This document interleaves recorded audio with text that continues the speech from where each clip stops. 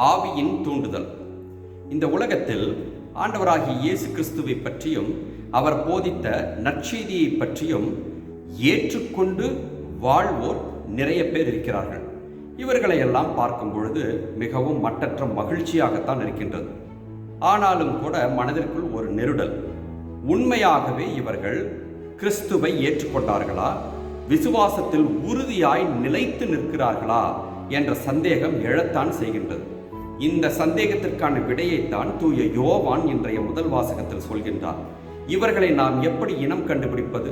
உண்மையாகவே இவர்கள் விசுவாசிகளா, கிறிஸ்துவுக்குள் நிலைத்து நிற்கிறார்களா என்பதை அறிய வேண்டுமானால் அவர்களுக்குள் ஆவியின் தூண்டுதல் இருக்கின்றதா என்பதை சோதித்தறிய வேண்டும் என்று சொல்கின்றார். ஆவியின் தூண்டுதல் இருந்தால் நிச்சயமாக அவர்கள் கிறிஸ்துவுக்குள் நிலைத்து நிற்கிறார்கள், விசுவாசம் அதிகமாக உள்ளது என்பது பொருள். அப்படி ஆவிக்குள் நிலைத்திருக்கிறார்களா இல்லையா என்பதை எப்படி தெரிந்து கொள்வது? அதற்கும் அவர் பதில் சொல்கின்றார். இயேசுவே ஆண்டவர், அவர் உடலோடு இந்த உலகத்தில் பிறந்தார், அவர் கடவுளும் மனிதனும் ஆனவர் என்று யார் யாரெல்லாம் ஏற்றுக்கொண்டு வாயார அறிக்கையிடுகின்றார்களோ நிச்சயமாக அவர்களுக்கு ஆவியின் தூண்டுதல் உள்ளது என்று சொல்கின்றார். அதாவது இயேசு கிறிஸ்துவின் மனித பிறப்பை, அவர் கடவுளாக இருந்தால் மனிதனாக பிறந்தார் என்ற மனித பிறப்பை யாரெல்லாம் ஏற்றுக்கொள்கிறார்களோ அவர்களிடம் ஆவியின் தூண்டுதல் இருக்கின்றது.